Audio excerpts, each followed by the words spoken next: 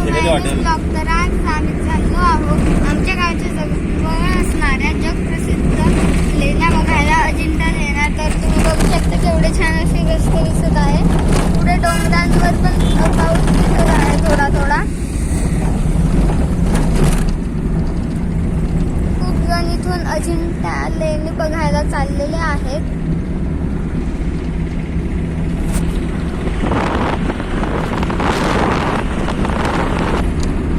खूप छान डोंगर दिसत आहे, इथं खूप झाडं दिसत आहेत.